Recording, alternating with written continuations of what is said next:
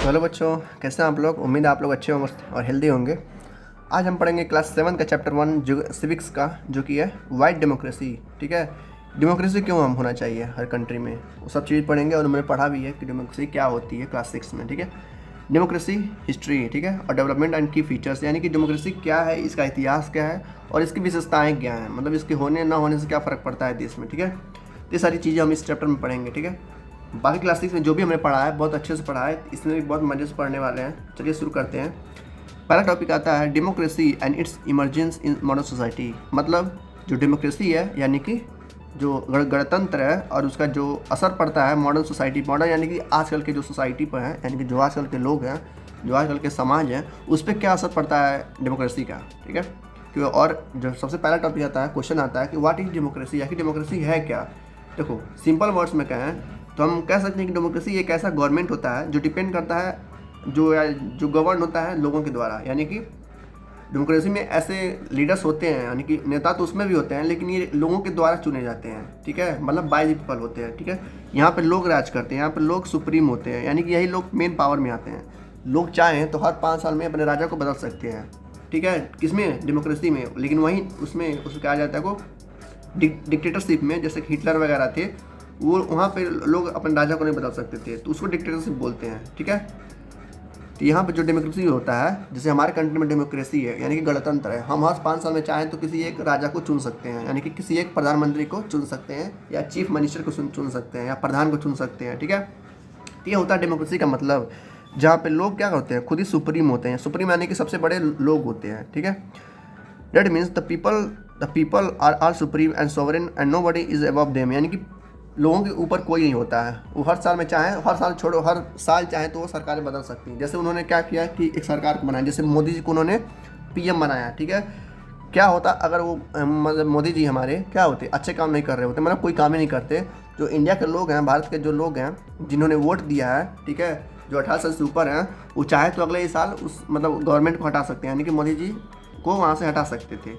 लेकिन उन्होंने अच्छा काम किया, लोगों को सेटिस्फाई किया, तो इस वजह से वो फिर से क्या बन सके, पीएम बन सके। इस तरीके से लोग यहाँ क्या होते हैं, सुप्रीम होते हैं। किसमें, डेमोक्रेसी में। ठीक, एक बड़े लीडर रहे हैं अब्राहम लिंकन। ठीक है, इन्होंने ये भी एक डेमोक्रेसी कंट्री में रहे थे। इन्होंने एक डेमोक्रेसी का बहुत अच्छा ही डिफिनीसन दिया है कि डेमोक्रेसी का मतलब क्या होता है। वैसे तो पीपल होता है, यानी कि लोगों के द्वारा राज किया, या वही लोग सुप्रीम होते हैं, सबसे बड़े लोग होते हैं। लेकिन इनकी भाषा में देखा जाए, मतलब कि अब्राहम लिंकन के बारे में, तो इन्होंने ये कहते हैं कि democracy is the government of people by the people and for the people. कहते हैं कि जो गणतंत्र है, यानी वो ऐसा सरकार है, ठीक है, जो लोगों का होता है, मतलब कि लोगों का सरकार होते हैं। ठीक है, लोगों के द्वारा होते हैं और लोगों के लिए होते हैं।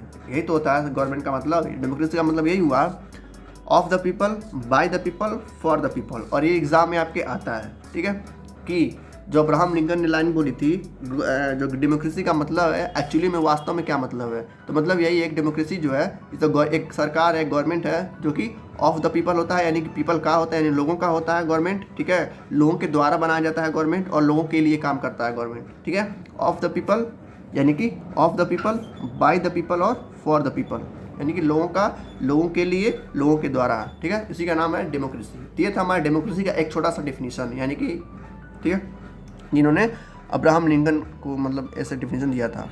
The word democracy come from the 2 Greek word which together means people rule. कह रहा जो डेमोक्रेसी का मतलब है, ये एक ग्रीक का वर्ड है।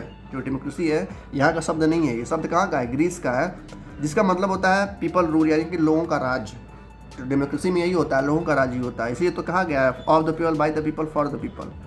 और democracy is a system of government that involve all the citizen in sharing power. कह रहा है जो डेमोक्रेसी का जो गवर्नमेंट होता है, एक ऐसा सिस्टम होता है जहाँ पे लोगों के द्वारा पावर को शेयर किया जाता है, कि आप हमारे लिए फैसले लीजिए और आप हमारे लिए काम करिए। ठीक है, तो जो गवर्नमेंट होते हैं वो क्या होते हैं, एक तरह से नौकर होते हैं, सर्वेंट होते हैं लोगों को, लेकिन लोगों का, लेकिन क्या करते हैं वो लोग, खुद ही पैसा छापने में लगे हुए होते हैं।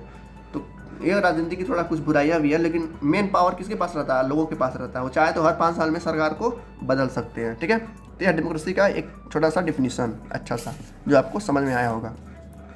नेक्स्ट टॉपिक आता है कि feature in the emergence of democracy in modern society, यानी कि जो विशेषताएं हैं जिसके वजह से मॉडर्न सोसाइटी में असर पड़ा है गणतंत्र की वजह से, वो क्या क्या है, मतलब क्या क्या सोसाइटी में प्रभाव पड़ा है इस डेमोक्रेसी का। कह रहे जो मॉडर्न सेंचुरी का या जो मॉडर्न डेमोक्रेसी का जो शब्द है ना, वो कहाँ से आया था? यूरोप से आया था। यूरोप से कैसे आया था? क्या कि वहाँ पर एक युद्ध हुआ था, किसके बीच में? इंग्लैंड और फ्रेंच के, यानी कि फ्रांस और इंग्लैंड के बीच में एक युद्ध हुआ था 17वीं सेंचुरी में। वहीं से ये शब्द निकल के आया था मॉडर्न डेमोक्रेसी। यानी कि जैसे जब इंग्लैंड में क्या था कि जैसे फ्रांस में या इंग्लैंड में कोई भी एक जो बहुत सुपर पावर था वो इन देशों पर राज करता था, यानी कि अपना हुक्म चलाता था, लोगों की नहीं सुनता था। लोगों ने क्या किया, एक आंदोलन, एक युद्ध करके उस देश को क्या किया?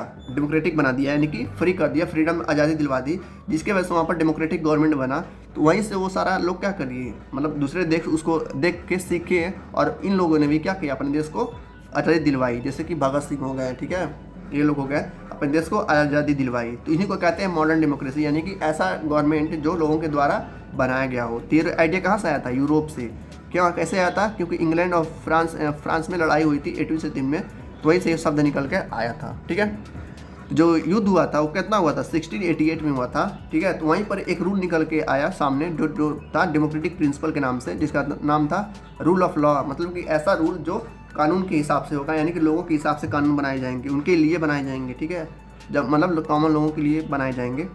Earlier it was believe that the king wise were the law, यानी कि पहले ये विश्वास किया था कि जो राजा होगा वो अपने हिसाब से कुछ भी मतलब लोगों के लिए कर सकता है। लेकिन जब डेमोक्रेटिक कंट्री आया, मतलब जब डेमोक्रेटिक हो गया कोई भी कंट्री, तो वहाँ के लोगों के हिसाब से वो रूल बनते थे, यानी कि लोगों के लिए बनते थे। ऐसा नहीं है कि राजा अपने लिए रूल बना रहा है, अपने लिए पैसा छाप रहा है, ऐसा नहीं होता डेमोक्रेसी में। डेमोक्रेसी में क्या होता है? लोगों के लिए काम किया जाता है, ठीक है। जैसे मोदी जी हैं, वो हमारे लिए काम करते हैं, हमारे लिए सड़कें बनाते हैं, बिजली प्रोवाइड करवाते हैं, खाना वगैरह गरीबों को देते हैं, ठीक है। ये सारे काम करते हैं कौन? डेमोक्रेटिक गवर्नमेंट, ठीक। कह रहा है जब इंग्लैंड और फ्रांस में लड़ाई हो रहा था, तो होने के बाद जो रिजल्ट निकला, तो क्या किया उन्होंने? फ्रेंच के पीपल ने, यानी कि जो फ्रेंच रिवोल्यूशन चला था, यानी कि जो दंगे चले थे, जो युद्ध चला था 1789 से लेकर 1815 तक, उसके बाद क्या हुआ? लोगों ने, वहाँ के एक राजा था किंग लुइस 16 करके, उसने क्या किया? लोगों के द्वारा लोगों के लिए एक लॉ बनाया, ताकि लोगों के लिए उनके बेनिफिट्स के लिए हों। ये सारी चीज़ें निकल के आती हैं जो डेमोक्रेटिक गवर्नमेंट में होती हैं। मतलब कि लड़ाई तो हुई, लेकिन क्या हुआ? वो देश आज़ाद हुआ, उसी से सारा देश क्या हुआ? सीखा और अपने अपने देश को आज़ाद कराने में लग गया, ठीक है। तो यह डेमोक्रेसी का एक फीचर, यानी कि विशेषता। कारण जब युद्ध खत्म हुआ, जब वहाँ पर डेमोक्रेटिक गवर्नमेंट बन गई, तो इस तरीके से एक नया आइडिया आया लोगों के बीच में, जो कि था अकाउंटेबिलिटी एंड रिस्पॉन्सिबिलिटी। अकाउंटेबिलिटी मतलब कि जवाबदेह। और गवर्नमेंट कुछ भी काम करती है जो कि गलत होता है, तो उसको जवाब देना पड़ेगा। किसको जवाब देना पड़ेगा? लोगों को, कि क्यों उसने ऐसा किया। या रिस्पॉन्सिबिलिटी होती है उस राजा की, जो जिसको लोगों के द्वारा खड़ा किया गया है उसको देश को संभालने के लिए, उसकी वो रिस्पॉन्सिबिलिटी है। रिस्पॉन्सिबिलिटी यानी कि जिम्मेदारी है, उस देश को आगे बढ़ाए। जैसे मोदी जी बढ़ा रहे हैं इस इंडिया को, ठीक है। इस तरीके से क्या होता है, उस डेमोक्रेटिक गवर्नमेंट में जो गवर्नमेंट रहता है, यानी कि जो लीडर रहता है या जो राजा रहता है, लोगों के द्वारा बनाया गया रहता है, वो अकाउंटेबिलिटी होता है। अकाउंटेबिलिटी यानी कि उसको जवाब देना पड़ सकता है, और वो जिम्मेदारी रहता है उस देश को लेकर, ठीक है। Which means that the government must be responsible for the people who have to right the vote, यानी कि वो गवर्नमेंट के लिए रिस्पॉन्सिबल होगा। लोगों को कुछ भी होता है या कुछ भी डिजास्टर वगैरह आता है, फ्लड वगैरह आता है, तो सरकार ये क्या करेगी? उनके लिए काम करेगी, ठीक है। इसीलिए इस जो वो डेमोक्रेसी होता है, कंट्री होता है, वो काफ़ी ज़्यादा अच्छा होता है, क्योंकि वहाँ पर लोग राज करते हैं। कह रहा है जब ये डेमोक्रेसी आई थी, हर जगह पे धीरे धीरे फैल रही थी, तो उस समय क्या था कि डेमोक्रेसी में पहले यही था कि जो बड़े बड़े लोग होंगे या जो बड़े बड़े राजा होंगे, बस वही वोट देंगे। यानी कि जो लोअर कास्ट के लोग होंगे या जो गरीब लोग होंगे या जो औरतें होंगी, वो वोट नहीं दे सकती हैं, क्योंकि उनके पास उन्हें समझ नहीं होगा। ये लोग किसका मानना था? उन लोगों का जो बड़े लोग होते थे। तो ये बाद में धीरे धीरे ये भी चेंज हुआ, क्योंकि जो गरीब लोग थे उनके साथ इनजस्टिस होता था, यानी कि अव्यवहार होता था, उनके पास मतलब बुरा सलूक होता था कि तुम गरीब हो, तुम वोट नहीं दे सकते हो। लेकिन वो भी लोग क्या किए? लड़े और स्ट्रगल किए, जिसकी वजह से इंडिया में भी भीमराव अम्बेडकर की वजह से सारे लोगों को इक्वालिटी मिल सका कि आप भी लोग वोट दे सकते हैं। लेकिन इसके बावजूद भी, गरीब लोगों को देने के बावजूद भी, औरतों का दिक्कत है कि औरतें वोट नहीं दे सकती हैं। लेकिन ये भी बाद में क्या हुआ? स्ट्रगल की, फाइट की, मतलब लड़ी वो अपने लिए। और एक दिन ऐसा आया जिसकी वजह से सारा लोग जो मतलब 18 एज से ऊपर है, यानी कि 18 साल से ऊपर हैं, वो वोट दे सकते हैं। इस तरीके से यूनिवर्सल एडल्ट फ्रेंचाइज आया, यानी कि राइट टू वोट, यानी कि सब लोग क्या कर सकते हैं? वोट दे सकते हैं जो 18 साल से ऊपर हैं। इस तरीके से हर कंट्री में, हर देश में इस तरीके से राज चला। सोचिए, सबसे पहले क्या है? डेमोक्रेसी में क्या हुआ कि वही लोग वोट दे सकते हैं जो बड़े लोग हों, यानी कि जो अमीर होंगे, जो राजा के लोग होंगे। फिर बाद में गरीब लोगों के साथ इंजस्टिस हुआ, तो भी लोग अपने लिए लड़े और अपने लिए क्या लगने राइट पाए, यानी कि राइट्स मिला उनको वोट देने का। फिर औरतें भी लड़ी और स्ट्रगल की, ठीक है, तो उनको भी क्या मिला? एक तरह से राइट मिला वोट देने के लिए। तो उनको भी क्या मिला? यूनिवर्सल एडल्ट फ्रेंचाइज यानी कि यूनिवर्सल यानी कि सब लोग वोट दे सकते हैं जो एडल्ट हों, ठीक है, उसी को बोलते हैं यूनिवर्सल एडल्ट फ्रेंचाइज, ठीक है। अब आता है नेक्स्ट टॉपिक, कह रहा है इन सब के बाद 19वीं शताब्दी में और 20वीं शताब्दी में यानी कि 19 साल मतलब कि आज से लगभग 200 साल पहले एक नया तरह का आइडिया आया डेमोक्रेसी में। किस तरह का आइडिया आया, मतलब कि दूसरी ओर लेके जा रहा था डेमोक्रेसी को, जैसे कि यानी कि जो औरतों को और गरीब लोगों को जो राइट्स मिला वो कब मिला, 19 और 20 सेंचुरी में, यानी कि 19वीं और 20वीं शताब्दी में। देखिए एक सेंचुरी में 100 साल होता है, यानी कि 200 सालों में उनको मेहनत करना पड़ा, यानी कि 200 सालों तक गरीब लोगों को और औरतों को मेहनत करना पड़ा अपना राइट्स पाने के लिए, यानी कि राइट टू इक्वालिटी, यानी कि राइट टू वोट देने के लिए, ठीक है। ये सब सारे चेंजेस थे डेमोक्रेसी में। भाई डेमोक्रेसी तो आ गया था, लेकिन गरीब लोग और औरतें जो थी वो वोट नहीं दे सकते थे, तो उनको लड़ना पड़ा लगभग 200 सालों तक, यानी कि 19 से 20वीं शताब्दी तक उनको लड़ना पड़ा। और इस तरीके से एक मॉडर्न डेमोक्रेसी आया हर जगह पे, ठीक है। तो इस तरीके से इंडिया में भी था, ऐसा नहीं था कि पहले इंडिया में औरतें वोट देती थी, नहीं, ये तो बाद में आया, ठीक है। 1952 में शायद लॉन्च हुआ था, ठीक है, भीमराव अम्बेडकर ने किया था सबके लिए कि सब लोग वोट दे सकते हैं। इस तरीके से नेक्स्ट जो पैराग्राफ कहता है कि धीरे धीरे इस तरीके से क्या हुआ, डेमोक्रेसी डेवलप हुई धीरे धीरे। और पहला जो स्टेप लिया गया, यानी कि जो पहला कदम लिया गया लोगों के लिए लिया गया, रूल ऑफ लॉ, यानी कि सब लोग कानून के अंडर रहेंगे, कानून से बाहर कोई काम नहीं करेगा, ठीक है। तो ये था पहला स्टेप। फिर आया दूसरा स्टेप क्या था कि जो सरकार बनती है, यानी कि जो लीडर बनता है, जो पीएम बनता है, यानी कि प्रधानमंत्री बनता है, उसको अकाउंटेबिलिटी होना पड़ेगा, यानी कि आंसर देना पड़ेगा लोगों को, और कुछ करता है तो यार रिस्पॉन्सिबिलिटी लेनी पड़ेगी, यानी कि उनको जिम्मेदार होना पड़ेगा। ये तीसरा स्टेप क्या था, तीसरा स्टेप था कि वो सारे लोग वोट दे सकते हैं जो एडल्ट हो, यानी कि जो 18 साल से ऊपर हो, चाहे वो लड़की हो, चाहे लड़का हो, चाहे बूढ़ा हो, चाहे गरीब हो, कोई भी रहे वोट दे सकता है। ये था तीसरा स्टेप। जो चौथा स्टेप क्या था कि पॉलिटिकल इक्वालिटी, यानी कि जो पॉलिटिक्स है, यानी जो राजा बन रहा है वो सबके लिए काम करेगा, ऐसा नहीं कि सिर्फ गरीबों के लिए, सिर्फ अमीरों के लिए काम करेगा, ठीक है।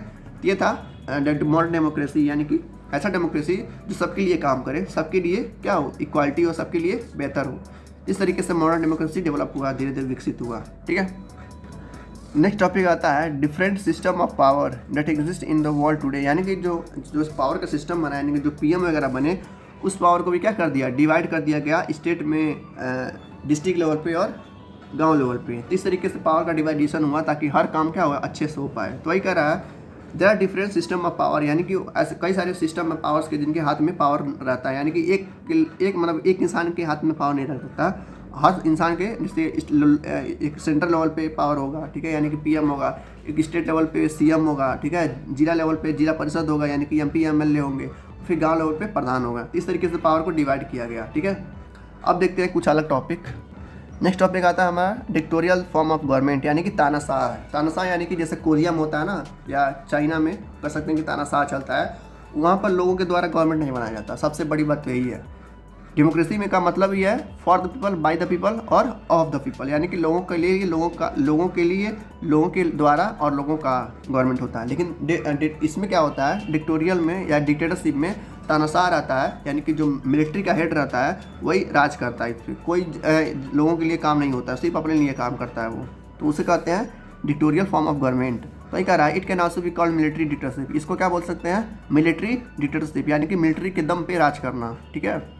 In such type of government ordinary citizen have no say in the decision making process. कह रहा है उसमें जो इस तरह की गवर्नमेंट रहती है, यानी कि मिलिट्री डिक्टेटरशिप रहती है या तानाशाह वाला जो गवर्नमेंट रहता है, वो लोग, वहाँ के लोग कुछ भी नहीं बोल सकते, और वो लोग बोलेंगे तो वो लोग क्या करेंगे, जो लीडर होगा वहाँ का, जो तानाशाह होगा, वो क्या करेगा, फांसी पे चढ़ा देगा तुरंत, क्योंकि भाई उसके खिलाफ बोल रहे हैं वो, लोगों का कोई हक ही नहीं होता वहाँ कि वहाँ लोग बोल सकें, ठीक है।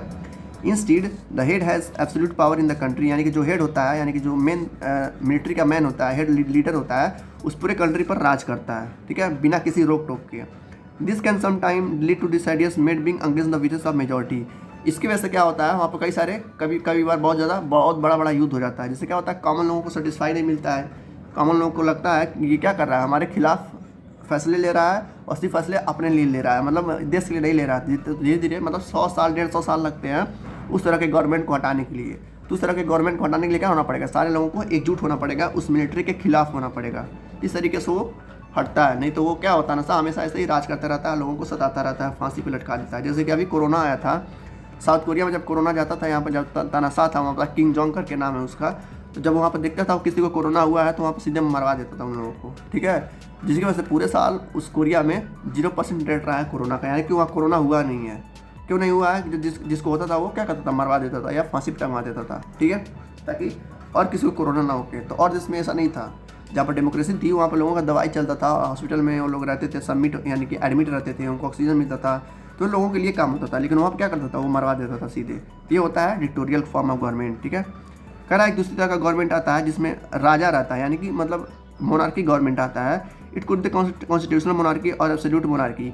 एक तरह से जो मोनार्की रहता है ये भी एक तरह का मतलब कह सकते हैं तानाशाह रहता है। लेकिन ये लोग क्या करते हैं, मतलब ये लोग रॉयल फैमिली होते हैं, जैसे राजा रानी नहीं होते हैं तो हमेशा क्लियर हो जाते हैं, लेकिन वो काम करते हैं मतलब कॉमन लोगों के लिए करते हैं। लेकिन वो काम पूरी तरह से डेमोक्रेटिक की तरह नहीं होता है, लेकिन एक तरह से वो भी अच्छा है। जो हमारे वो थे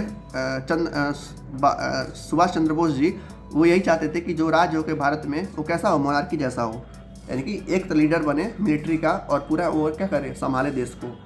तो वो ऐसा चाहते थे, लेकिन ऐसा नहीं हुआ। जैसे इसमें भी फ़ायदा रहता है, इसलिए फ़ायदा रहता है कि मतलब घाटा भी रहता है, फ़ायदा रहता है, दोनों बराबर रहते हैं। लेकिन डेमोक्रेसी में क्या होता है, पीपल जो चाहे वो कर सकते हैं। तो उस तरह से डेमोक्रेसी सबसे बेस्ट माना जाता है मोनार्की से भी।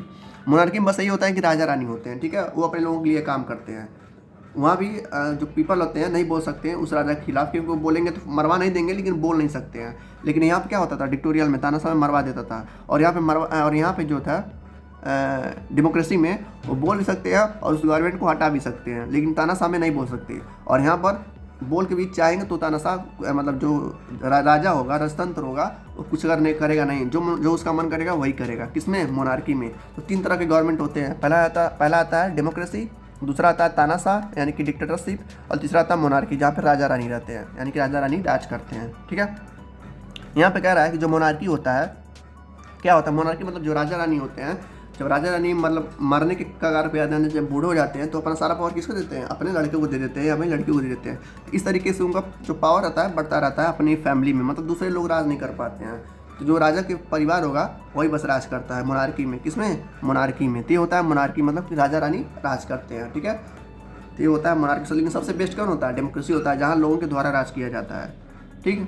तो मोनार्की में ये होता है, यानी कि अपनी फैमिली के लोग क्या करते हैं, राज करते हैं, ठीक है। अब आता है थियोक्रेसी। थियोक्रेसी क्या होता है, ये धर्म के साथ आधार पे होता है, देखते हैं। तो वही होता है, मतलब कि धर्म के आधार पे डिसाइड किया जाता है कौन राज करेगा। जैसे कि जो थियोक्रेसी है, ये हो सकता है आपके लिए इंपॉर्टेंट हो, या 2 या 3 नंबर में आएगा, मैक्सिमम 2 नंबर में आता है हर साल, ठीक है। तो क्या कहता है कि ये एक तरह का धार्मिक गवर्नमेंट होता है, यानी कि जो धर्म सबसे बड़ा होगा उसी धर्म के एक लोग को क्या बना दिया जाएगा, राजा बना दिया जाएगा, और वही राजा उन लोगों के लिए काम करेगा। तो उसी लोग का क्या कहते हैं, थियोक्रेसी कहेंगे। अब इसका डेफिनेशन देख लेते हैं हम। Theocracy is a religious system of government where religious leader hold power, यानी कि जो धर्म होगा, जो धार्मिक का सबसे बड़ा लीडर होगा, उस पावर को क्या करेगा, कंट्रोल करेगा। Member of the majority religious makeup the parliament and the government, यानी कि जो धर्म सबसे बड़ा होगा, यानी कि जिस धर्म में सबसे ज़्यादा लोग होंगे, जैसे इंडिया में क्या है, हिंदू सबसे बड़ा है ना, हिंदुज़म सबसे बड़ा है। तो हिंदुज़म अगर मान लेते हैं यहाँ पर थियोक्रेसी रहती है, या तो होती, तो कैसी होती देखते हैं। यानी कि जो जैसे हिंदुज़म है ना, तो सबसे बड़ा हिंदू धर्म कौन है, आरएसएस है, यानी कि बीजेपी वाले। तो बीजेपी का सबसे बड़ा जो नेता होता वही उस मतलब मेन सेंटर में होता और वही लोगों पे राज करता, ठीक है। तो यहाँ भी फैसले किसके लिए लिए जाते हैं, लोगों के लिए लिए जाते हैं। लेकिन यहाँ पे बस धार्मिक के नाम पे क्या बनते हैं, लीडर बनते हैं, यानी कि सीएम पीएम बनते हैं। तो ये होता है थियोक्रेसी, यानी कि धर्म के आधार पर लोगों को लीडर बनाना, यानी कि सीएम बनाना, पीएम बनाना, ठीक है। Civil laws are made to confirm the religious teaching of the majority religion, यानी कि इसमें भी कई तरह के लॉ बनते हैं, यानी कि कानून बनते हैं ताकि धर्म को फॉलो किया जा सके, अलग अलग धर्म को। But a change has been observe recently, some countries today combine the element of theocracy and democracy. कभी कभी कंट्री में क्या हो रहा है, आजकल के जो मतलब 2020 के बाद क्या हो रहा है, कई सारे कंट्रीज में ऐसा हो रहा है कि डेमोक्रेसी को और थियोक्रेसी को आपस में मिला दिया जा रहा है, ठीक है। जैसे भारत में क्या होता है, भारत में लोग कहते हैं, यानी कि जो नेता वगैरह होते हैं, कहते हैं कि इस राष्ट्र को हिंदू बनाना है, ठीक है। तो उसको क्या कर रहे हैं, थियोक्रेसी और डेमोक्रेसी को दोनों मिला रहे हैं, यानी कि धर्म को भी मिला रहे हैं और डेमोक्रेसी को भी क्या कर रहे हैं, आपस में मिला दे रहे हैं।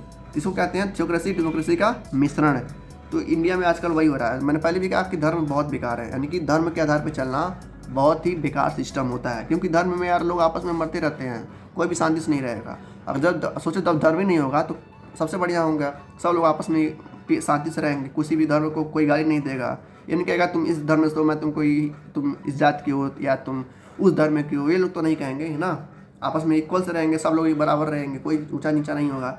तो इसीलिए कह रहा है कि लेकिन आजकल देखा जा रहा है कि जो आजकल की जो कंट्री हैं, यानी कि कुछ देश ऐसे हैं जो अपने डेमोक्रेसी को और थियोक्रेसी को आपस में मिला दे रहे हैं। ठीक है, नेक्स्ट डिफरेंस आता है आपका जो कि इंपॉर्टेंट है, ये 4 नंबर में आएगा, ये मैं लिख कर दे रहा हूँ, 4 मार्क्स में आता है और आपको 4 पॉइंट कोई भी लिखना रहेगा। देखिए एसएसटी में ये होता है, जितने नंबर का उतने पॉइंट लिखिए, उससे कम लिखेंगे तो आपका नंबर कटेगा, उससे ज़्यादा लिखेंगे तो कोई दिक्कत नहीं है। जैसे 4 नंबर का है ना, अगर आपको याद है तो 4 पॉइंट क्या 5 पॉइंट लिख दीजिए, ठीक है। नहीं याद है तो किसी तरह से 4 पॉइंट बना के लिख दीजिए। तो याद करना ही समझना जरूरी होता है। देखिए 2 तरह की गवर्नमेंट होती है, एक होता है मतलब डेमोक्रेसी में भी 2 तरह की गवर्नमेंट, जो डेमोक्रेसी है यानी कि लोगों के द्वारा रूल किया जाता है, डेमोक्रेसी में यही होता है, लोग रूल करते हैं, तो वो 2 तरह के गवर्नमेंट बनाते हैं। पहला होता है पार्लियामेंट्री फॉर्म ऑफ गवर्नमेंट और दूसरा होता है प्रेसिडेंशियल फॉर्म ऑफ गवर्नमेंट। जैसे कि इंडिया और अमेरिका, क्या अंतर है? देखिए इंडिया में दो हेड होते हैं। पहला हेड होता है प्रेसिडेंट, यानी कि नॉमिनल हेड होता है, मतलब कहने के लिए वो हेड होता है, लेकिन सारा फैसला कौन लेता है? प्राइम मिनिस्टर लेते हैं। जैसे इंडिया का है ना, प्राइम मिनिस्टर कौन है? मोदी जी हैं। और प्रेसिडेंट कौन है ना? एक बताइएगा, मैं नहीं बताऊंगा आपको, ये आपको कमेंट में बताना है। ठीक है, इस तरीके से मतलब इंडिया में 2 गवर्नमेंट है। कहने के लिए मतलब मेन लीडर कौन है? प्रेसिडेंट है, लेकिन सारा काम कौन देखता है? प्राइम मिनिस्टर देखता है। लेकिन अमेरिका में ऐसा नहीं है। अमेरिका में क्या होता है? प्रेसिडेंट और प्राइम मिनिस्टर दोनों एक ही होता है, जिसको हम कहते हैं जो बाइडन। ठीक है, president in both the nominal and the real head, there is no prime minister. वहाँ कोई प्राइम मिनिस्टर नहीं होता है, अगर होता भी तो वही सेम होता है, यानी कि जो प्रेसिडेंट होता है वही प्राइम मिनिस्टर भी होता है, लेकिन देखा जाए तो कोई प्राइम मिनिस्टर नहीं होता है। तो होता है प्रेसिडेंशियल फॉर्म ऑफ गवर्नमेंट, जहाँ पर खाली प्रेसिडेंट रहते हैं। तो जैसे कि यूएसए में क्या होता है? बस एक ही गवर्नमेंट है, जो बाइडन, और कोई यहाँ पर प्रेसिडेंट नहीं है। लेकिन इंडिया में क्या है? 2 गवर्नमेंट है, मतलब कि 2 लीडर हैं, एक कहने के लिए हैं और एक काम करने वाले हैं। कहने के लिए कौन है? प्रेसिडेंट कहलाते हैं, ठीक है, जो बैठते रहते हैं। और दूसरा कहता है गवर्नमेंट, यानी कि प्राइम मिनिस्टर, जो सारा काम देखता है पूरे भारत का। तब मेन लीडर कौन होता है? प्राइम मिनिस्टर ही होता है, लेकिन कहने के लिए प्रेसिडेंट है। ठीक है, तो ये पहला डिफरेंस। दूसरा डिफरेंस क्या है? The president is not elected directly by the people. जो प्रेसिडेंट होता है, यानी कि जो भारत में प्रेसिडेंट है, वो लोगों के द्वारा इलेक्ट नहीं किया जाता है। वो किसके द्वारा इलेक्ट किया जाता है? जो मिनिस्टर वगैरह होते हैं, वो लोग उनको चुनते हैं, अपने प्रेसिडेंट को। लेकिन इसमें क्या होता है? प्रेसिडेंट में भाई डेमोक्रेसी है, प्राइम मिनिस्टर होता ही नहीं, डायरेक्ट लोगों के द्वारा चूज़ किया जाता है। तो देखा है हम, the president is elected directly by the people, यानी कि लोगों के द्वारा चूज़ किया जाता है यहाँ पर। ठीक है, तो ये सारे डिफरेंसेस हैं भाई, जैसे आपको पता होगा, जहाँ पर 2 लीडर होंगे तो वहाँ पर लोगों के द्वारा चूज़ किया जाएगा प्राइम मिनिस्टर को, और प्रेसिडेंट को मिनिस्टर के द्वारा। लेकिन इसमें क्या होता है? डायरेक्ट लोगों के द्वारा चूज़ किया जाता है, क्योंकि उसमें कोई प्राइम मिनिस्टर नहीं होता है। ठीक है, फिर आता है द एग्जीक्यूटिव और the council minister is part of the legislative department, मतलब जो प्रेसिडेंट होगा वो हर जगह पे जा सकता है। और ये प्रेसिडेंट क्या होता है? इसका एक मतलब कहने का मतलब ये है, जो इसका कार्यालय होगा, यानी प्रेसिडेंट का जो कार्यालय होगा वही होगा जो कि पीएम का होगा। ठीक है, और यहाँ पर जब पीएम ही नहीं होगा तो भाई कार्यालय कहाँ से होगा? ठीक है, प्रेसिडेंट ही सारा उसका वो देखेगा, यानी कि पार्लियामेंट में बैठेगा। व्हाइट हाउस में जो है पार्लियामेंट है यूएसए का, तो वहाँ कोई भी पीएम वगैरह तो है नहीं, तो डायरेक्ट प्रेसिडेंशियल वहाँ पे फैसला लेते हैं। ठीक है, फोर्थ पॉइंट क्या कहता है? फोर्थ पॉइंट कहता है कि जो प्राइम मिनिस्टर होता है ना, वही लीडर होता है मेजॉरिटी पार्टी का, यानी कि जो पार्टी जीता है उस चुनाव में, वही प्राइम मिनिस्टर क्या होता है? उसी का लीडर होता है। लेकिन यहाँ पर क्या होता है? यहाँ पर प्रेसिडेंट लीडर होता है। कहाँ पे? जहाँ पे या अमेरिका में, जैसे कि एक तरह का गवर्नमेंट होता है, वहाँ की मिनिस्टर नहीं होते, यानी कि प्राइम मिनिस्टर नहीं होता है। ठीक है, तो यह चौथा डिफरेंस। 4 ही नंबर का आएगा, 5वां भी देख लेते हैं। देखिए 5वां पॉइंट क्या कर रहा है? जो पार्लियामेंट होता है ना, पार्लियामेंट यानी कि जो दिल्ली में जो बैठते हैं मोदी जी, उसके पास पूरा कंट्रोल। तो पार्लियामेंट को पूरा कंट्रोल कौन करता है? पीएम। अगर पीएम हार जाता है, यानी कि प्राइम मिनिस्टर हार जाता है अगले चुनाव में, तो उसका पूरा पार्टी क्या करेगा? रिजाइन कर देगा, मतलब कोई दूसरा पार्टी वहाँ पर राज करेगा। लेकिन यहाँ पे ऐसा नहीं होता है। यहाँ पर क्या होता है? As in USA the Congress has no control over the president, यानी कि जो कांग्रेस रहता है, यानी कि जो पार्टी होता है, वो प्रेसिडेंट पे कोई कंट्रोल नहीं रखता है। ठीक है, as he can not be easily remove during the tenure, और वो आसानी से हटा नहीं सकता उस पार्टी से। जैसे कि मान लेते हैं, जैसे यहाँ का जो बाइडन है, ठीक है, अगर वो अगली बार हार गया तो ऐसा नहीं है कि उस पार्टी दोबारा रीइलेक्ट नहीं करेगी। ठीक है, दोबारा खड़ा कर सकती है। लेकिन यहाँ पे ऐसा नहीं होता है। अगर यहाँ पर चुनाव हार गए तो अगली बार किसी और को खड़ा करेंगे राज करने के लिए। ठीक है, तो कोई भी 5 पॉइंट में से 4 पॉइंट याद कर लीजिएगा, याद करना समझना है खाली। ठीक है, यहाँ पे 2 गवर्नमेंट होता है, वहाँ पे 1 गवर्नमेंट होता है। यहाँ पे एक ही लोग फैसला लेते हैं, यहाँ पे 2 लोग फैसला लेते हैं, और वहाँ पर एक ही लोग फैसला लेते हैं। यहाँ पे कहने के लिए 2 हेड है, लेकिन होते हैं एक ही, वहाँ पर एक ही हेड होता है। ये सारे डिफरेंसेस हैं। नेक्स्ट पॉइंट है different forms of democratic government, यानी कि डेमोक्रेटिक गवर्नमेंट के भी कई सारे फॉर्म्स होते हैं, यानी कि कई तरह जो डेमोक्रेटिक गवर्नमेंट होता है ना, उसके भी कई तरह के टाइप्स हैं। कौन कौन से टाइप्स है देखते हैं। There can be parliamentary form of government and a presidential form of government. जैसे पार्लियामेंट्री और प्रेसिडेंशियल, पार्लियामेंट्री में तो जहाँ पीएम राज करते हैं यानी कि प्राइम मिनिस्टर राज करते हैं, प्रेसिडेंशियल यानी कि जो प्रेसिडेंट जहाँ पर बैठते हैं उसको प्रेसिडेंशियल फॉर्म ऑफ गवर्नमेंट बोला जाता है। ठीक है, तो दो तरह के डेमोक्रेटिक गवर्नमेंट हो गई। They can be classified in other well they can be unitary and federal form of government. कह सकता है जो प्रेसिडेंट बनते हैं वो जो अलग अलग पार्टियां होती हैं ना, जैसे बीजेपी है, कांग्रेस है, ठीक है, और आम आदमी पार्टी है, ये लोग मिल के प्रेसिडेंट को जिताते हैं। ठीक है, और लेकिन पीएम को कौन जिताता है? लोग जिताते हैं, यानी कि कॉमन पीपल, जो देश के लोग होते हैं वो लोग जिताते हैं। किसको? पार्लियामेंट्री के लीडर को, यानी कि प्राइम मिनिस्टर को। वही प्रेसिडेंट को कौन जिताता है?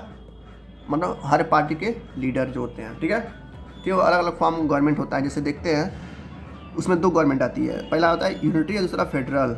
ठीक है, यूनिटरी यानी कि एक और फेडरल यानी कि कई सारे। तो पहले देखते हैं यूनिटरी फॉर्म ऑफ गवर्नमेंट। ठीक है, और unitary form of government has following characteristic, उसके कई सारे लक्षण होते हैं। पहला लक्षण क्या है? The centre is the stronger than the state, यानी कि जो सेंटर गवर्नमेंट होगा, जाहिर सी बात है, जो पीएम होगा वो सीएम से काफ़ी बड़ा होता है, सबको पता है, तो वही यूनिटरी गवर्नमेंट है। तो centre is given more power than state, ये भी जाहिर सही बात है, ये आपको बस समझना है भाई। देखो साफ साफ कह रहा है कि the centre is the stronger than the state, यानी कि जो सेंटर का गवर्नमेंट होगा वो किससे ज़्यादा पावरफुल होगा? स्टेट गवर्नमेंट से। तभी तो पीएम पूरे देश के मालिक हैं, और जो सीएम जो योगी हैं वो क्या है? बस यूपी के मालिक हैं। ठीक है, तो वही कह रहा है जो सेंटर में होगा उसके पास ज़्यादा पावर होगा स्टेट से।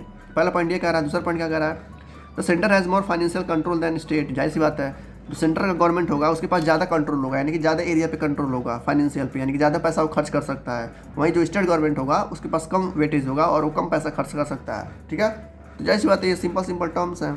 थर्ड पॉइंट क्या कहता है? There are certain emergency provision in the type of government when the central government can take all the power of the state government. कह रहा है कभी कभार क्या होता है कि स्टेट पावर में, यानी कि जो स्टेट लेवल पे यानी कि राज्य लेवल पे कभी कभार कुछ ऐसा हो जाता है जिसकी वजह से रिज़ाइन करना पड़ता है सीएम को। ठीक है, कभी कभार मान लो कुछ ऐसा हो गया जिसकी वजह से योगी को रिज़ाइन करना पड़े, तो सारा पावर कौन कंट्रोल करेगा? सेंटर वाला, यानी कि मोदी जी कंट्रोल करेंगे। ठीक है, इस तरीके से यूनिटरी फॉर्म ऑफ गवर्नमेंट होता है, यानी कि एक तरह का गवर्नमेंट जहाँ पे सिर्फ एक राज करता है। ऐसा नहीं है कि जो सीएम होगा उस पूरे देश पर राज करेगा, नहीं, वो बस अपने राज्य पे राज करेगा। इसकी वजह से उसको पावर भी कम होता है सेंटर से, तो वही यहाँ पर कह रहा है, बस उसी को कहते हैं यूनिटरी फॉर्म ऑफ गवर्नमेंट। अब फेडरल अभी देखेंगे। The centre is given and is a subject mention in the concern, यानी कि सेंटर जो चाहेगा वही वो करेगा। कौन? स्टेट लेवल, यानी कि कुछ ऑर्डर हुए, जैसे मान लो कुछ ऑर्डर दिया सेंटर, जैसे मोदी जी ऑर्डर दिए योगी जी को कि ये काम करिए, तो योगी जी को करना पड़ेगा। ठीक है, अगर योगी जी ऑर्डर देते हैं मोदी जी को, तो मोदी जी का फैसला है करें या ना करें। ठीक है, इसलिए ज़्यादा पावर किसके पास होता है? सेंटर गवर्नमेंट के पास। Even residuary power vests with the centre and not with the state. कह रहा कि कुछ पावर होते हैं जो सिर्फ सेंटर के पास होते हैं, गवर्नमेंट के यानी कि स्टेट के पास नहीं होते हैं। तो स्टेट गवर्नमेंट क्या है? एक तरह से लोअर गवर्नमेंट है सेंटर गवर्नमेंट से। तो ये होता है यूनिटरी गवर्नमेंट फॉर्म ऑफ, यानी कि एक तरह का गवर्नमेंट। ठीक है, अब आते हैं फेडरल गवर्नमेंट। फेडरल गवर्नमेंट क्या होता है? This is clear division of power between the centre and state, both are independent in their own sphere. कह रहा है जो फेडरल गवर्नमेंट होता है, यानी कि जो संघीय गवर्नमेंट होता है, उनके पास अलग अलग पावर होता है, यानी कि स्टेट गवर्नमेंट के पास, यानी कि सीएम के पास अपने अलग पावर होंगे और पीएम के पास अपने अलग पावर होंगे। तो वही कह रहा है कि दोनों के पास अलग अलग पावर होते हैं। तो वही कह रहा है both are independent in their own way, और दोनों अपने तरीके से क्या होते हैं? अपने अपने पावर को संभालते हैं। The constitution is both rigid and written, दोनों का संविधान क्या होता है? कठोर होता है और लिखा हुआ होता है, पहले से लिखा गया दोनों का संविधान। ऐसा नहीं है कि वो अपना संविधान बना के चलेंगे। संविधान यानी कॉन्स्टिट्यूशन, रूल एंड लॉ। ठीक है, तो दोनों का संविधान एक ही है, जो कि सेंटर में लिखा चुका है पहले से ही। किसने लिखा है? भीमराव अम्बेडकर ने। There is an independent judiciary to decide the case between the centre and state government. क्या रहा, वहाँ पर एक लॉ भी बनाया गया है, यानी जुडिशरी यानी कि कोर्ट भी बनाया गया है, जो डिसाइड करता है कि स्टेट का जो केस होगा वो स्टेट वाले लड़ेंगे, और जो सेंटर का केस होगा वो सेंटर वाला गवर्नमेंट लड़ेगा, यानी कि सुप्रीम कोर्ट लड़ेगा। और ये भी हो सकता है चाहे अगर आपको सेटिस्फाई नहीं मिलता है हाई कोर्ट से, हाई कोर्ट कहाँ पर होता है? एक सिटी में होता है, सिटी में यानी कि एक क्या बोलते हैं, स्टेट में होता है। अगर आप हाई कोर्ट से सेटिस्फाई नहीं है तब जाके आप क्या करेंगे? सुप्रीम कोर्ट में जाएंगे। ऐसा नहीं है कि आप सीधे सुप्रीम कोर्ट में चले गए, आपको भगा देंगे, सब तुरंत भगा देंगे। तो आप कहाँ जाएंगे? पहले अपने ज़िले में जाएंगे, फिर अपने हाई कोर्ट में जाएंगे। हाई कोर्ट कहाँ होता है? हर एक राज्य में हाई कोर्ट होता है। ठीक है, तो आप हाई कोर्ट में जाएंगे, उसके बाद सुप्रीम में जाएंगे। तो वही कह रहा है यहाँ पर कि एक जुडिशरी होता है जो हर सेंटर के लिए यानी कि हर स्टेट के लिए अलग अलग होता है। एज इन यूएसए, अमेरिका में क्या होता है? The residuary power belong to the centre rather than to state. कह रहा है इसका जो पावर है अमेरिका में, सारा पावर किसके पास होता है? सेंटर के पास होता है, ना कि स्टेट के पास होता है। ये होता है फेडरल गवर्नमेंट। ये मतलब कई तरह के गवर्नमेंट है, तो आपको समझना पड़ेगा, थोड़ा सा बस दिमाग लगाना है, आसानी से हो जाएगा। देखो यूनिटरी मतलब कि यूनिट मतलब कि एक गवर्नमेंट कौन, सेंटर वाला, ठीक है। फेडरल गवर्नमेंट मतलब कि दो गवर्नमेंट होंगे और दोनों का अलग अलग पावर होगा, ठीक, जैसे कि स्टेट और सेंट्रल। थोड़ा सा मतलब इसमें है, बस दिमाग लगाना है आपको, बाकी कुछ है नहीं इसमें, ठीक है। छोटे छोटे पॉइंट्स हैं और ज़्यादातर यही आते हैं एग्जाम में, यूनिटरी वाले। फेडरल नहीं आते, फेडरल बहुत कम आते हैं, यानी कि लगभग 20% बस चांस है आने का, लेकिन इसका जो है यूनिटरी वाला ये लगभग 90% चांस है आता ही आता है, ठीक है। इसमें कोई भी 4 पॉइंट या 5 पॉइंट याद कर लीजिएगा, याद कर समझना है बस आपको, ठीक है। यही लिखना है कि सेंटर के पास ज़्यादा पावर होते हैं, सेंटर के पास ज़्यादा क्या बोलते हैं कि पावर होते हैं कंट्रोल करने के लिए, और वही बहुत सारे तरीके हैं लिखने के लिए। नेक्स्ट होता है की फीचर ऑफ डेमोक्रेसी, यानी कि डेमोक्रेसी का क्या क्या विशेषताएँ हैं। तो डेमोक्रेसी में कुछ ऐसे फीचर्स हैं जो डेमोक्रेसी को और ज़्यादा बेहतरीन बनाते हैं, बेहतरीन यानी कि और बेहतर और अच्छा बनाते हैं। जैसे कि सबसे पहला फीचर आता है वो होता है form of equality. Form of equality क्या होता है, इक्वालिटी का क्या मतलब है, डेमोक्रेसी में क्या होता है, चाहे सारे सिटीजन यानी कि सारे लोग जो भारत में रहते हैं, चाहे वो अदर कास्ट के हों या लोअर कास्ट के हों, चाहे क्रीड हो यानी कि लालची हों चाहे ना लालची हों, या ब्लैक हो या वाइट हो, या लोअर कास्ट के हो अपर कास्ट में हो, चाहे उनका मुस्लिम हो चाहे हिंदू हो, उन सारे के पास क्या है, डिसीजन है गवर्नमेंट को बदलने के लिए, यानी कि गवर्नमेंट को वोट देने के लिए उनका डिसीजन उनके पास है, ठीक है। सारे पब्लिक ऑफिसर जो होते हैं वो भी क्या कर सकते हैं, वो भी वोट दे सकते हैं। ऐसा नहीं है कि आप वोट दे सकते, ये होता है फॉर्मल इक्वालिटी, यानी कि हर तरह के लोगों को, चाहे औरतें हों, ठीक है, चाहे बूढ़े हों, चाहे 18 साल के ऊपर के लड़के हों, या गरीब लोग हों, या हिंदू हो या मुस्लिम हो, सिख हो, ईसाई हो, कोई भी हो, वो इस डेमोक्रेसी में क्या हो सकता है, वोट दे सकता है। तो इसकी वजह से डेमोक्रेसी और ज़्यादा बेहतरीन बन सकती है और अच्छी बन जाती है, ताकि हर लोगों के पास डिसीजन होता है कि आप अपने लीडर को चुन पाएँ और उसके अंडर में राज कर पाएँ। तो ये सारे क्या है, फॉर्म ऑफ इक्वालिटी है। सेकेंड आता है फ्रीडम, यानी कि आज़ादी। किस तरह की आज़ादी, आज़ादी किस तरह का, कह रहा है कि जो डेमोक्रेटिक गवर्नमेंट होता है ना, वहाँ पर लोग फेयरली यानी कि पूरी तरह से बिना डरे अपने ओपिनियन को एक्सप्रेस कर सकते हैं, यानी कि पूरी तरह से अपने ओपिनियन यानी कि अपने राय को गवर्नमेंट तक पहुंचा सकते हैं, ठीक है। वही जो होता है डिक्टेटोरियल गवर्नमेंट में ऐसा नहीं होता है, वहाँ के लोग चाहें तभी नहीं बोल सकते, अगर बोलेंगे तो वहाँ का जो डिक्टेटर यानी कि जो तानाशाह होगा वो फांसी पे चढ़ा देगा। जैसे अभी मैंने देखा कि कोरोना में क्या होता था, लोगों को कोरोना होता था तो वहाँ पे फांसी में चढ़ा देते थे। तो ये आज़ादी होती है, कहाँ पर आज़ादी होती है, डेमोक्रेसी में। तो इसकी वजह से डेमोक्रेसी की वजह से भी यानी कि फ्रीडम की वजह से भी डेमोक्रेसी को और ज़्यादा रिस्पेक्ट मिलता है और ज़्यादा ये बेहतरीन खिलती है। नेक्स्ट क्या आता है, जिसको डिसीजन मेकिंग मैकेनिज्म, यानी कि ऐसे डिसीजन लेने पड़ते हैं लोगों को ताकि वो गवर्नमेंट बना सकें, जिसकी वजह से डेमोक्रेसी और ज़्यादा बेहतरीन होती है। जैसे देखते हैं डिसीजन मेकिंग का मतलब है कि जो गवर्नमेंट होता है, डेमोक्रेटिक गवर्नमेंट जो लोगों के द्वारा बनाया गया है गवर्नमेंट, वो गवर्नमेंट जैसे मोदी जी हैं वो अपने हिसाब से फैसले नहीं ले सकते, ठीक है। उनको फैसला लेना पड़ेगा लोगों के हिसाब से। ऐसा नहीं है कि मोदी चाहते हैं कि पाकिस्तान तबाह हो जाएगा, नहीं, ठीक है। लोगों का वो राय होना चाहिए कि हाँ लोग भी चाहते हैं कि पाकिस्तान को उस आतंकवाद से मुक्त किया जाए, ठीक है, तब ऐसा होगा, ठीक है ना। अगर लोग चाहते हैं कि हर गांव में सड़कें बने, बिजली बने, तो मोदी जी को काम करना पड़ेगा, ठीक है। ऐसा नहीं है कि मोदी जी चाहेंगे नहीं हम नहीं बनवाएंगे, जाइए जो करना कर लीजिए, ऐसा नहीं हो सकता। मोदी जी को वो काम करना पड़ेगा जो लोग चाहेंगे। तो ये डिसीजन मेकिंग मैकेनिज्म होता है, यानी कि डेमोक्रेसी में होता है जो लोग कहेंगे वही गवर्नमेंट करेगा, ठीक है। कह रहा है डेमोक्रेसी में हर तरह की चुनाव होती है, मतलब हर 5 साल में एक चुनाव होता है जिसमें लोग क्या होते हैं, फ्री होते हैं, मतलब फ्री तरीके से, यानी कि आज़ादी तरीके से वो अपने वोट को दे सकते हैं अलग अलग पार्टी के लीडर को। जिससे मान लो कांग्रेस के राहुल गांधी ने चुनाव लड़े और बीजेपी के ये लड़े और आम आदमी के केजरीवाल जी लड़े, तो तीनों में से जो भी मतलब पब्लिक को पसंद होगा वो उसमें जिता देगा, ठीक है। इस तरीके से डिसीजन मेकिंग प्रोसेस होता है लोगों के पास, जो चाहेंगे वही करेंगे। तो ये तीसरा की फीचर था। चौथा की फीचर क्या आता है, एक्टिव पार्टिसिपेशन ऑफ सिटीजन। मतलब कह रहा डेमोक्रेसी में हर सिटीजन के पास ये आज़ादी होती है कि वो चाहे तो पीएम बन सकता है, लेकिन उसके पास कुछ टाइम लगता है, यानी कि नहीं कि मैंने चाह के पीएम बन गया, इस तरीके से कोई भी पीएम बन सकता है।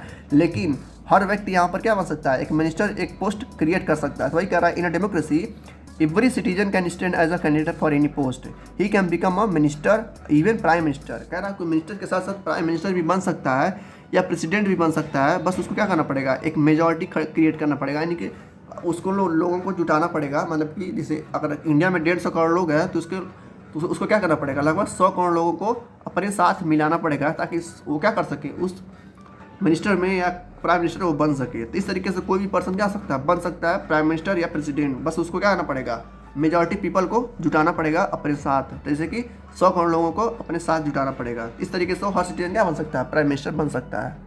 इन सब की फीचर्स की वजह से जो डेमोक्रेसी है पूरी दुनिया में क्या हो रहा है, फेमस हो रहा है। वही यहाँ पर कह रहा है democracy has become more popular in the modern world, यानी कि आजकल की दुनिया में इसी डेमोक्रेसी क्या हो रहा है और ज़्यादा पसंदीदा माना जा रहा है, यानी कि लोगों को लिए जैसे लोगों के लिए काम हो रहा है तो लोगों को ज़्यादा फ़ायदा हो रहा है, जिस वजह से डेमोक्रेसी और ज़्यादा पॉपुलर हो रही है और तनासा क्या हो रहा है, ख़त्म हो रहा है धीरे धीरे।